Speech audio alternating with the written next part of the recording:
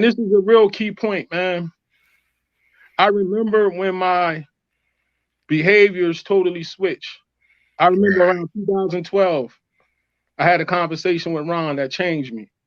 Up Mm. to that point, I was still praying to God, and I was like, God is gonna really get this done.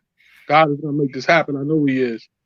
And Ron said to me, "You got to get used to living like this, because most of these cases they never solve." Wow. And at that point, I turned black. I didn't care no more. Like I started going on all the dating sites. I started fornicating all the time. I started drinking all the time. Um, I wanted to feel like I felt um Mm. September 13th. Right. And the only thing that gave me instant gratification was at that time was living in sin. Mm. You know what I'm saying? Doing that over and over again, it gave me the instant gratification. Right. So then once I sat down and talked to Scott, it took me a year to talk to Scott. I talked to Scott, and Scott said, Mike, I know what happened to you. Your wife lived next door to a drug dealer.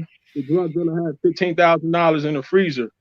He was running his mouth at a party. His girlfriend heard him running his mouth, and then his girlfriend, I mean, the girlfriend was running her mouth at a party. Some stick-up guys heard his girlfriend talking about the money at a party. They came to rob him, and they went to the wrong house. That's how his life got took. Now I'm torn because I'm happy they know I didn't do it, Right. but now I'm messed up because she lost her life over that. And now I'm feeling the guilt of if I was a better husband, what was wrong with me? She Mm. could have been living there. And all of this stuff is going through me. So I was like, you know what? You've been sipping a lot. You need to go get some help. So now I jumped on a plane. I flew down to um Fort Lauderdale, Florida.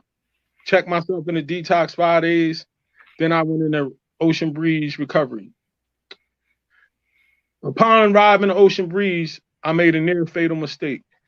I went to Mm. my first meeting. And if anybody out there battling with addiction, please listen. Don't never do this. I Mm. went to my first meeting and I compared myself to the people instead of identifying with them. I Wow. heard I heard a guy say that he drank 1.75 liters a day. Mm. I said, I said, I'm not like him. I only drink a pint, maybe a pint and a half a day. I heard another guy say he drink hand sanitizers and hair sprays and all this Mm. other stuff. And I'm like, I ain't like him. And then I heard another guy ask me, he was like, what's your morning rush? And I was like, morning rush?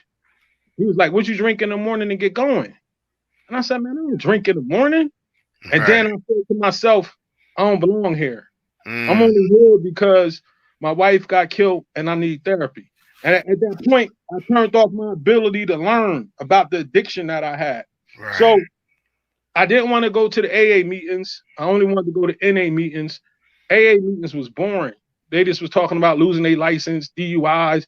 I wanted to hear about the crack stories and what the girls had to do to get the drugs and all that. I wanted to be entertained. Right. And